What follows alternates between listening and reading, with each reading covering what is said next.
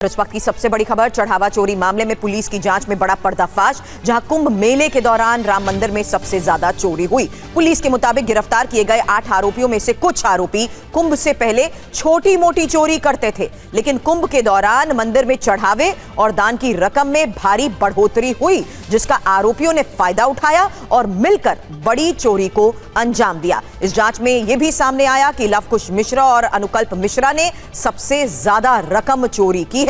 मतलब कुंभ में चढ़ावा बढ़ा तो चोरों ने भी बड़ी चोरी की प्लानिंग की। इसको लेकर इन्वेस्टिगेशन में जो बड़े पर्दाफाश हो रहे हैं उसके बारे में और जानकारी के साथ हमारे सहयोगी जितेंद्र हमें इस वक्त ज्वाइन कर चुके हैं। जितेंद्र, यही इस वक्त की एक और बड़ी खबर है कि कुंभ में जब चढ़ावा बढ़ा तो चोरों ने बड़ी चोरी की प्लानिंग की, क्योंकि ये किसी एक शख्स का काम तो है नहीं। बड़े सुनियोजित तरीके से इस आर्थिक भ्रष्टाचार में एक, अब तो मैं शब्द कहूंगी, गैंग, क्योंकि जिस तरीके से ये ऑपरेट कर रहे थे कुंभ के दौरान, इन्होंने बड़ी चोरी करने का ये जो फायदा उठाया, इसको लेकर फिलहाल पुलिस क्या बता रही है? जी बिल्कुल, देखिए अब तक की तफ्तीश में सामने है कि दरअसल ये जो पूरी चोरी की साजिश थी, ये चंदा चोरी की, ये 8 आरोपियों ने मिलकर रची थी। इसमें जीजा साली की जो जोड़ी थी वो सबसे अहम थी, जिसमें लवकुश मिश्रा और अनुकल्प मिश्रा। दरअसल लवकुश मिश्रा की शादी अनुकल्प मिश्रा की बहन के साथ हुई थी और बताया जा रहा है कि अनुकल्प मिश्रा जो थे वो शुरुआत से राम मंदिर से जुड़े हुए थे और लगातार पहले छोटी मोटी चोरी कर रहे थे, लेकिन बाद में जब कुंभ के दौरान जो चंदा था उसकी संख्या ज्यादा बढ़ी, उस चंदे में ज्यादा बढ़ोतरी हुई, उसके तुरंत बाद इस ट्रस्ट के साथ जो लवकुश है वो भी जुड़ा और उसके बाद दोनों जीजा सालों ने मिलकर मोटी रकम चोरी की। उसमें बाकी 6 आरोपियों को साथ मिलाया, जब तक की तफ्तीश में सामने आया है। इसके अलावा पता ये भी चला है कि इस पूरे घोटाले में एसबीआई बैंक के कुछ कर्मचारी हैं, उनकी मिलीभगत हो सकती है, तो लिहाजा उनकी जांच भी करना इस वक्त पुलिस के लिए बेहद अहम हो जाता है। तो इनसे पूछताछ के बाद पुलिस जाहिर सी बात है उन तक भी पहुंचने की कोशिश करेगी। लवकुश और इसके अलावा उसके साले अनुकल्प मिश्रा की निशानदेही पर अब तक की सबसे बड़ी बरामदगी इस पूरे चंदा चोरी कांड में की गई है। इसके अलावा ईडी को भी बकायदा, बिल्कुल इसी के बारे में पहले खबर बता देते हैं। जितेंद्र, आपके पास जल्द वापस आते हैं। प्रगति, इसी मामले में जांच का दायरा कैसे बढ़ रहा है, उसको लेकर एक और बड़ी खबर है। बिल्कुल, बड़ी खबर इसी से जुड़ी। अयोध्या चढ़ावा चोरी मामले में एक और बड़ी जानकारी आई है। चढ़ावा चोरी में अयोध्या पुलिस ईडी को पत्र लिखेगी। मनी ट्रेल की जांच के लिए ईडी को पत्र लिखेगी और अयोध्या पुलिस आयकर विभाग की भी मदद ले रही है। संपत्तियों की पूरी पड़ताल के लिए आईटी से मदद ली जा सकती है। तो देखिए, मामले की जांच तो की ही जा रही है। जितेंद्र अभी बता रहे थे बैंक कर्मियों से भी पूछताछ हो रही है। जितेंद्र शर्मा हमारे साथ बने हुए हैं।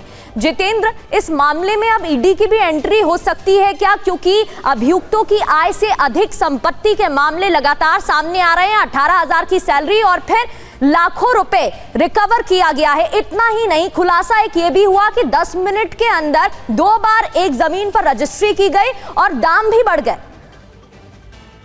जी बिल्कुल, देखिए अगर बात करें लवकुश की तो मात्र 17,000 रुपए उसकी सैलरी थी। बावजूद उसके उसने लाखों रुपए की जमीन खरीदी, जमीन के ऊपर 4 मंजिला इमारत को खड़ी करने की तैयारी कर रहा था।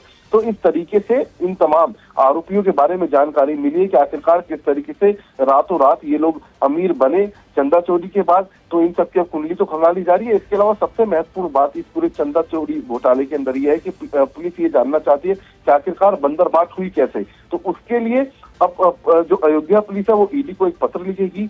ईडी पूरी मनी ट्रेल की तफ्तीश करेगी, जानने की कोशिश करेगी कि आखिरकार किस किस अकाउंट में कब कब पैसा ट्रांसफर किया गया, उसका इस्तेमाल किस किस ने किया।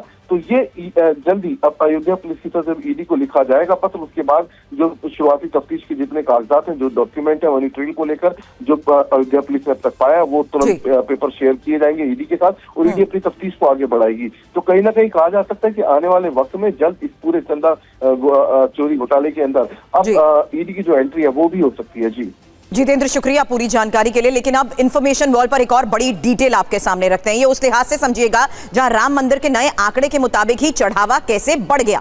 अब सवाल यह भी है कि क्या चोरी रुकी तो चढ़ावा बढ़ गया? यह अनुमान क्यों लगाया जा रहा है? इसके लिए यही ग्राफिक्स के जरिए एक इंफॉर्मेशन हम आपके सामने रख रहे हैं, जहां देखिए 7 जून से पहले 16 से 18 लाख रुपए प्रतिदिन चढ़ावा आ रहा था। अब 7 जून के बाद 22 से 24 लाख रुपए रोज राम मंदिर में चढ़ावा आने लगा। मतलब चोरी कांड के खुलासे के बाद 6 लाख रुपए चढ़ावा बढ़ गया। अगर इस आंकड़े को मान लिया जाए तो इसका मतलब यह है पहले रोज 6 लाख की अनुमानित चोरी होती थी। एक महीने की बात की जाए तो आंकड़ा 1 करोड़ 80 लाख रुपए तक पहुंचता है और एक साल की अगर बात की जाए तो 6 लाख रुपए रोज के हिसाब से साल में करीब 21 करोड़ 60 लाख रुपए की चोरी की गई।